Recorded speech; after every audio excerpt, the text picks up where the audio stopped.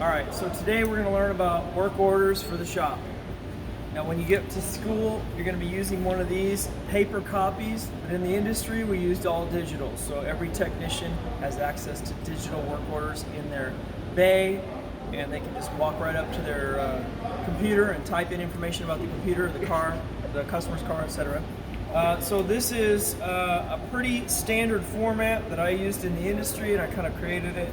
It says manual work order. It's used to improve your guys' written communication skills, as well as helping you understand the flow of how information goes in a shop. So if you take a quick look at this, and there will be a copy of this put online, you'll note that it says year, production date of the vehicle. So what we're talking about is when was the vehicle made, month, year, and then vehicle make. Obviously that's who made it and what model. Engine size, we're going to show you how to do all that. How to identify manual or transmission, or manual or automatic, and then what color.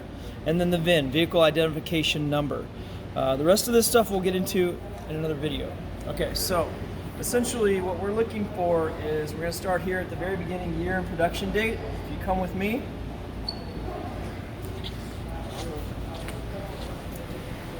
All right. Most every vehicle has this sticker right here.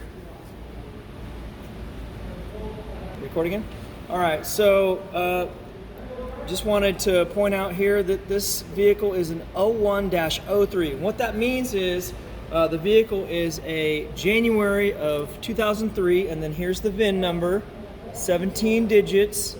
Each one of these is a number that designates something about the vehicle. Also, there's information about the tire size, and then there's oftentimes paint codes and other important data. So that's where you're going to find this production date. And then the vehicle make is, you can find that written on the outside of the vehicle. Hopefully you can identify what a vehicle is, whether it's a Chevy or a Ford or a Honda. And then the model is oftentimes on the door right there. So there's your model. It's a Chevy truck. 2500 HD, and sometimes if it's not there, it's right up here. This is an LT version of that, and then also it can also be on the tailgate or the trunk if it's a car. And then obviously the color is deep green. The VIN number we saw on that sticker, a secondary location for that is right here. Every vehicle by law has to have a little window right down here through the glass so you can see a 17-digit number. This one's covered up a little bit, but if you can move this piece of paper right here, hopefully you can see this.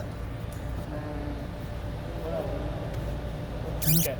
All right, so VIN number, very important. You're going to need to write that down on every work order, because parts people need it in order to order the correct parts for the car. And then finally, the engine size. Right on the sticker right here, this is your emission sticker, right? The other sticker, by the way, was called the safety sticker. This is your emission sticker, and if you look right here, it says 6.0 liters. And essentially that just means it's a 6-liter V8. And also there's a secondary, it says 2003 model. There's a secondary part right here. I don't know if you can get that more clear. There you go. Yeah, part right here that says the year of the vehicle. So there's a secondary opportunity right there to verify the year of the vehicle. So if that matches the door, it's a 2003. Incidentally, the 10th character of the VIN, when used with a VIN chart, is also the engine, or not the engine, the year of production of the vehicle. Okay, good? All right, so on the back of the work order is a picture of a car or a truck. You just pick one, and then what I want you to do is walk around and look for damage and don't miss anything. The object of this is to make sure that the customer doesn't come back and blame you for damage that was already there. So I don't even do anything to a vehicle before I do this, and I expect the same out of you. When you guys have customer cars come in here and they drop their vehicle off, before we get in the vehicle, we're going to do a walk around, and we're going to do this whole process. What I call this whole process is meet a vehicle. Like, hi, nice to meet you. All right, so walk around the vehicle, put an S or several S's, or a D for a scratch or a dent, or if it's got major body damage, you're just going to put crash damage and then circle the area. And then if it's missing a hubcap, missing, just put cap. If it's got a cracked mirror, you can write all that stuff down. So just, cracked mirror, cracked windshield, back window stuck halfway down, tailgate damaged, write all of it. I don't really want you to take more than about 2 to 3 minutes to do a damage report, and in the future, as you get good at them, maybe 30 seconds to a minute, because you can usually train your eye to see. And some of the things that I like to do is, if you'll notice, I'm over here and the sun's over there, so now I'm going to use the reflection that I can see right here and look for dents. So right here I can see the sun reflecting. You can't see that, but if you come over to this side, you can. And notice right here, see that reflection? Use that and then walk down the vehicle and look for dents or scratches and make sure you note them. Okay? So how do we identify whether a vehicle has an automatic or a manual transmission? Many of you already know. No, sir. What? No. Okay, many of you already know how to identify a manual from an automatic transmission. If you come over here real quick, it's super dark, but usually if there's a stick on the console, or not console, on the column, it's an automatic.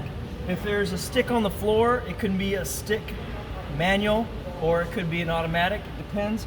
So you're looking at whether or not the stick has the letters P, R, N, D, which would be park, reverse, neutral, drive. Okay. All right, so if you'll notice right here, this is an automatic transmission. It's got the P, R, N, D, and then some other options. A manual transmission will also have a stick, but it won't go in line like this one.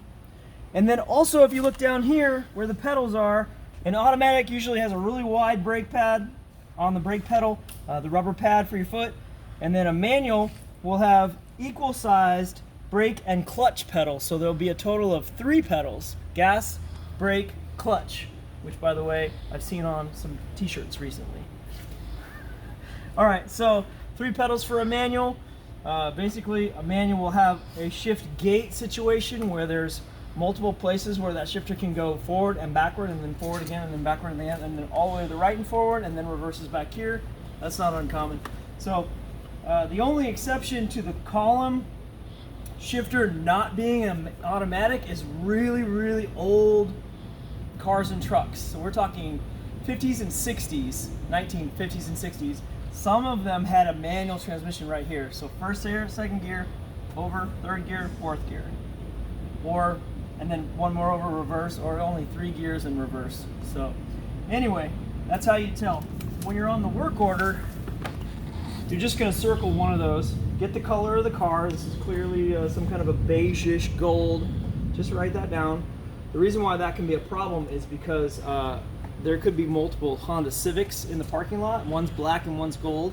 And the key can actually fit multiple cars on some vehicles. So I actually did have a problem with that in the industry once and pulled the wrong car in and did a brake job on the wrong car.